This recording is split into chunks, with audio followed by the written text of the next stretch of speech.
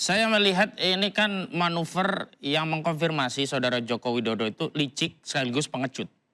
Liciknya adalah dia berharap bahwa dengan membuat klaster 3 orang yang tidak dimaafkan, yang lain dimaafkan, seolah-olah nanti akan ada keterbelahan antara terlapor sehingga mereka tidak solid, sehingga ada yang buru-buru datang ke Solo, sowan minta maaf agar segera diselesaikan, sehingga yang menjadi tersangka hanya 3 saja, yang lainnya bisa selamat begitu. Nah, tapi itu kan yang tidak terjadi begitu. Sekaligus pengecut kenapa? Karena nama itu tidak pernah muncul dari saudara Joko Widodo sendiri begitu. Jadi kan kronologisnya Willem dulu yang datang, Barajp menyatakan ada 12, yang lainnya bisa dimaafkan, namun khusus 3 tidak. Tapi juga tidak pernah sebut nama loh. Tafsiran-tafsiran saja yang beredar. Bahwa tafsiran itu tidak mungkin tidak kecuali ketiga itu, tapi ini tidak pernah secara eksplisit muncul dari saudara Joko Widodo.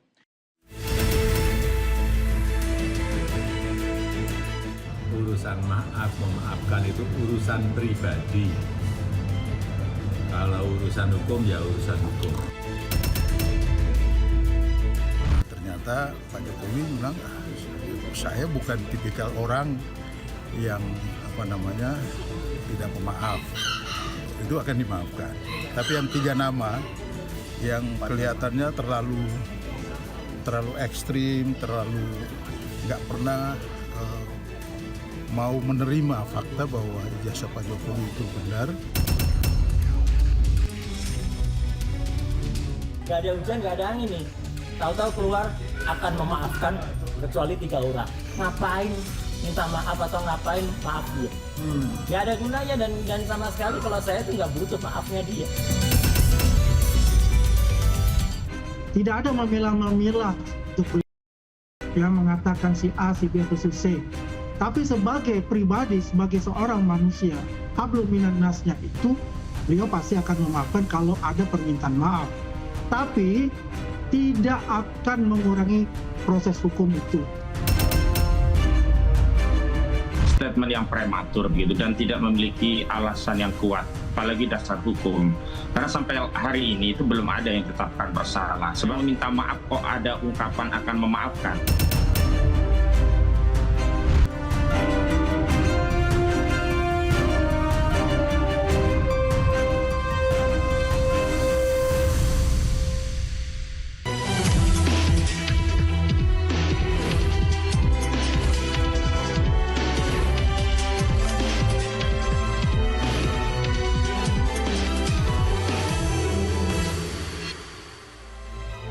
Jokowi buka pintu maaf untuk tersangka penuduh ijazah palsu. Tapi proses hukum tetap berjalan. Sementara 3 tersangka tak dimaafkan hanya karena tak mengakui ijazah Jokowi asli. Apakah hanya alasan itu tak ada kata maaf untuk Roy Rismond Tiva? Saya Aya Nufus, pemirsa, inilah Interupsi.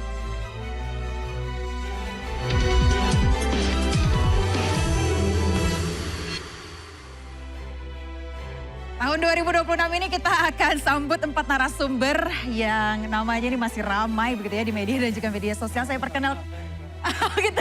perkenalkan terlebih dahulu di sebelah kiri saya ada 2 pengacara tersangka fitnah ijazah Jokowi, ada Bang Ahmad Kozinudin. Terima kasih Bang Kozi sudah hadir dan juga Bang Refli Harun. Kece sekali penampilannya menyambut 2026, menyambut tahun baru.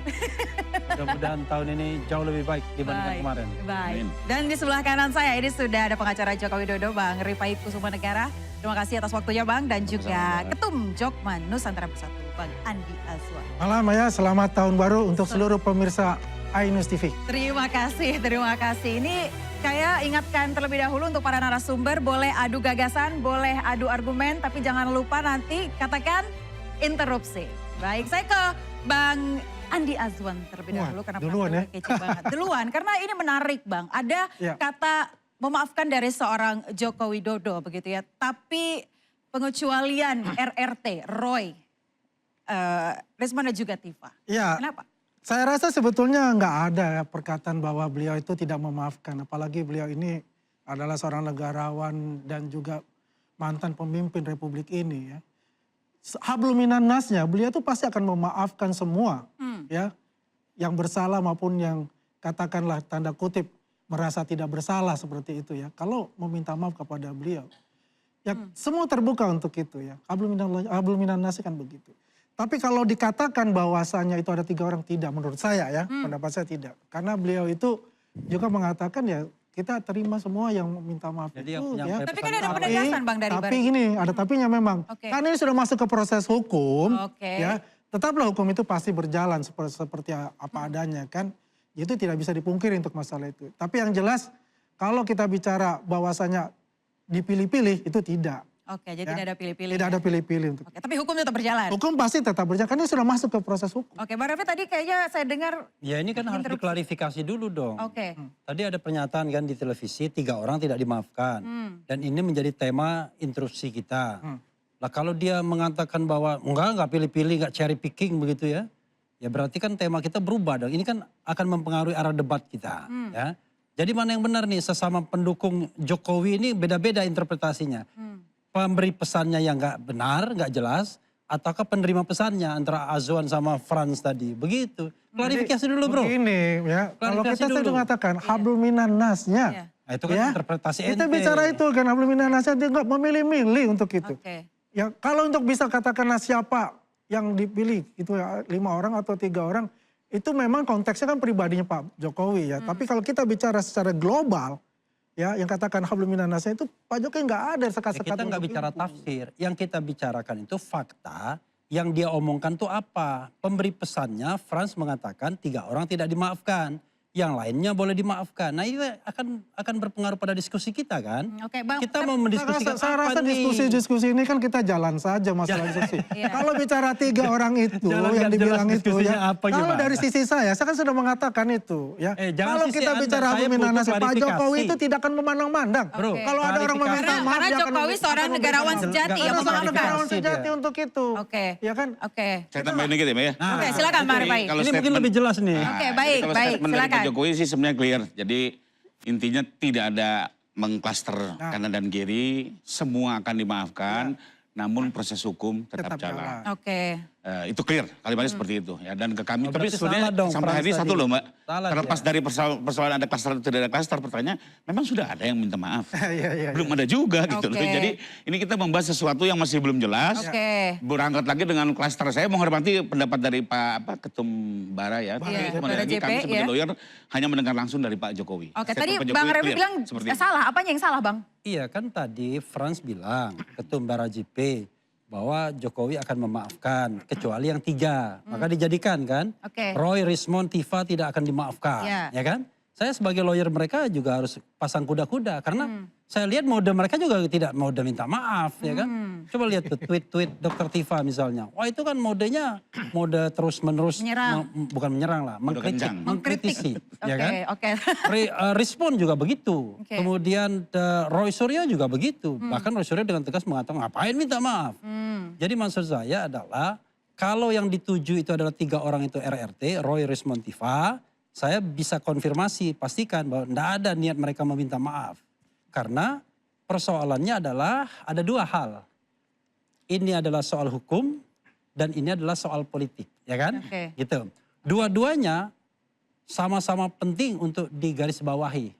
Karena tidak hanya kita melihat persoalan ijazahnya, tapi kita melihat kepemimpinan Jokowi juga 10 tahun ke depan. 10 tahun yang lalu sudah kan. lalu, iya. Dan kemudian ya kalau kita lihat tweet mereka, kemudian sikap mereka, ya mereka menganggap tidak hanya soal ijazah palsu, tetapi Jokowi juga adalah pemimpin yang gagal. Dan bahkan Dr. Tifa menambahi dengan penyakit autoimunnya. Rambut mulai hilang, mulai botak, kemudian badan makin mengecil, kemudian kulit berubah, moon face dan lain sebagainya. Itu apa hubungannya, Bang? Ya kalau kita bicara tentang head to head, kita kan bicara siapa sesungguhnya yang sedang menderita kan? Apakah para tersangka ini, Interupsi ya. apakah alive, apakah yang tersangka yang menersangkakan yang kemudian menderita kan? Jadi ada hal-hal seperti itu yang kita juga harus garis bawahi. Ya kalau kita bicara mengenai memaafkan, boro-boro memaafkan. Tapi tadi Saya dikatakan- menganggap jangan-jangan Jokowi ingin game over, ya kan? Karena coba bayangkan kalau seandainya ini sampai di sidang nanti, kan Pak Jokowi harus datang ke sidang sebagai pelapor, sebagai pengadu kan?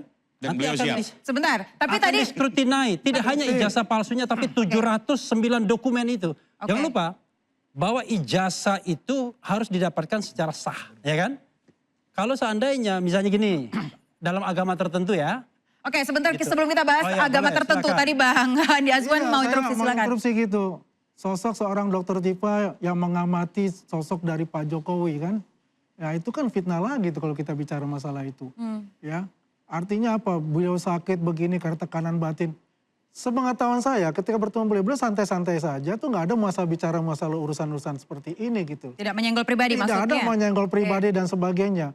Ya, apakah yang dikatakan dari RRT tadi kayak begitu? Nggak ada gitu loh. Kita ketemu itu ya sebulan sekali juga ketemu nggak ada tuh bicara-bicara masalah Itu bulan tentang lalu kasus atau mungkin. apa ya kan? Beberapa hari yang lalu udah berbeda. Jadi, kalau berbeda bagaimana bilang berbeda? Sosok seorang namanya Dokter Tifa, mohon maaf ya kalau dia bisa mengamati itu. Apakah kita tidak bisa mengamati seorang Dokter Tifa itu? Oke. Bedalah kualitas. Tapi sudah pernah diamati oleh pendukung Ya, Jokowi. banyak kita itu, psikolog juga mengamati bagaimana sikap mereka.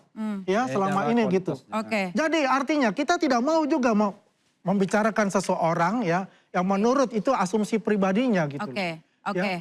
Baik. Mengenai masalah penyakit atau apa. Oke. Jangan berpikir demikian picik This is lah a untuk bicara professional itu. opinion. Baik, saya mau dengar dulu professional opinion Professional mungkin dari opinion, dia Bang bukan Kozi. seorang dokter yang Professional berpraktek. opinion. Oke. Kalau dia dokter berpraktek ya, oke lah kalau bisa memberikan suatu opini untuk itu. Oke, baik saya ke Bang Kozi. Bang, 3 orang pengecualian kata Barajp. Bismillahirrahmanirrahim. Apakah Jadi- memang itu penting? Karena tadi kalau kata Bang Refli, tadi dianggap seperti cukup penting ya ada pengecualian itu tadi. Coba kalau dari Bang Kozi?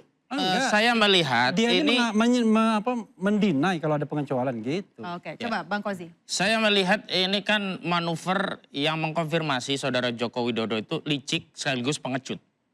Liciknya adalah dia berharap bahwa dengan membuat klaster 3 orang yang tidak dimaafkan, yang lain dimaafkan, seolah-olah nanti akan ada keterbelahan antara terlapor sehingga mereka tidak solid. Sehingga ada yang buru-buru datang ke Solo, sowan minta maaf agar segera diselesaikan. Sehingga yang menjadi tersangka hanya 3 saja, yang lainnya bisa selamat begitu. Nah, tapi itu kan yang tidak terjadi begitu. Sekaligus pengecut kenapa? Karena nama itu tidak pernah muncul dari saudara Joko Widodo sendiri begitu.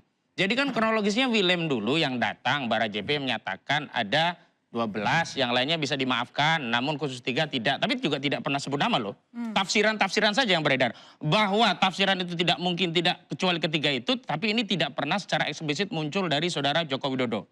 Yang kedua pengecutnya adalah bahwa kepengecutan ini sebenarnya mengkonfirmasi seolah-olah harus diakhiri di proses ini sehingga tidak perlu ke persidangan. Kenapa demikian?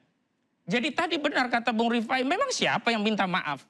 Dan siapa yang sudah diputus bersalah sehingga dia harus minta maaf? Dalam kasus ijazah palsu ini, apakah dengan mendekatkan dokumen ijazah kepada orang yang berstatus tersangka yang meminta ditunjukkan, kemudian bim salah bim ijazah itu menjadi asli? Oh tidak, ini prosesnya masih panjang. Dan kami sudah meminta akses agar bisa diteliti lebih lanjut dengan mengajukan opsi untuk melakukan tes secara independen terhadap objek itu. Artinya apa? Terkandung satu manuver bahwa saudara Joko Widodo memang benar kata Bung Refli kelelahan sehingga dia mencoba menghindari, tetapi seolah-olah penghindaran proses hukum itu bukan inisiatif dari saudara Joko Widodo, tapi pihak-pihak yang merasa tertekan dengan status tersangka kemudian minta maaf dan dihentikan dengan cara maaf. Ini kan pengulangan. Kenapa? Kita urut. Awal-awal saat saudara Joko Widodo 30 April yang lalu membuat laporan polisi, sudah muncul dari kuasa hukumnya berstatement, demi kesatuan bangsa lebih baik ini dihentikan. Seolah-olah dengan manuver itu orang yang dilaporkan itu takut dan buru-buru. Pak Jokowi, saya minta maaf ya. Udahlah ijazahnya asli begitu. Coba Kan saya enggak. tanya. Mbak Rifai, Kemudian yang apakah kedua, benar seperti itu, saya Bang? tambahkan, Kelelahan?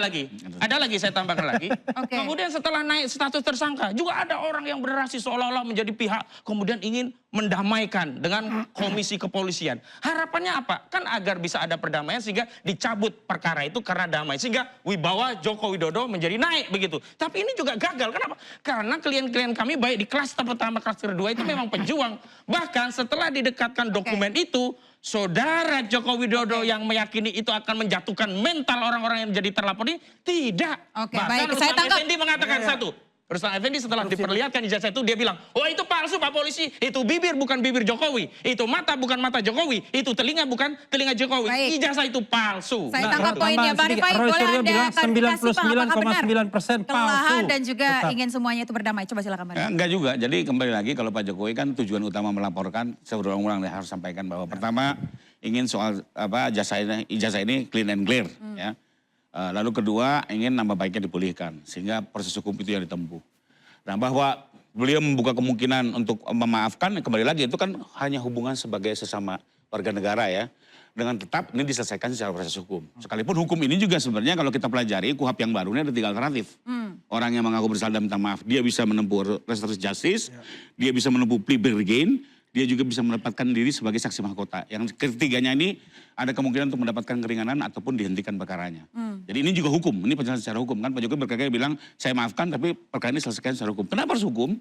Terlepas dari keringanan yang didapat, tetap kita butuhkan apa? Kepastian bahwa ijazah itu asli. Ya, karena kalau sekedar berhenti begitu saja nggak ada pembuktian ijazah, start from beginning lagi gitu. Iya, Ini mau oke. sampai kapan lagi? 2 tahun lagi diributin lagi, pemainnya orang lain lagi kan capek gitu. Oke, Jadi oke. memang perlu dipahami juga bahwa Pak Jokowi juga, memang sekali lagi Pak Jokowi tidak marah atau benci kepada person-person ya. Di awal pun mereka, Pak Jokowi nggak tahu kok nama-nama tersangka ini, yang dia tahu tuh hanya Pak Roy. Yang lain tuh dia nggak kenal juga gitu ya. Oke, berarti Jadi kembali lagi butuh nothing pembuktian personal yang lah, lebih nothing personal. dalam, gimana Bang? Saya Tapi boleh satu, ya? saya mau tambahin satu. Oke, silakan dulu Bang Ini kan Arifin. sering dinarasikan berulang-ulang Ya, oke. seolah-olah Pak Jokowi ini ketakutan ke sidang. Nah. Saya pastikan beliau siap lahir batin ke persidangan. Bahkan buat dia ini kepentingan. Oke. Dia akan jelaskan seluruh perkuliahan. Karena nanti kan bisa dikonfrontasi juga dengan saksi-saksi lainnya. Iya. Jadi Oke. sama sekali beliau sangat siap menghadapi persidangan. Oke. Dan kita tunggu kapan persidangan itu bisa Tambahin sedikit Berdasarkan ya. hukum. Oke Nah, Bang, aku tambah sebentar, sebentar. Ya, aku tambah ya. Aku tambah ini. Sebentar Bang, nanti kita masih ada segmen berikutnya. Saya mau tanya Bang Refli. Bang, tadi dikatakan sesuai hukum, kemudian juga di lo citizen yang di Solo, persidangan di Ah, Solo itu ini yang juga penting. katanya diberhentikan sebentar karena bukti yang disampaikan itu tidak bukti dokumen primer gitu ya. Ah, Nah, itu begini. Anda akan jawab tapi usai jeda Bang. Kita Oh, akan oke. jeda dulu sejenak, tetaplah di interupsi.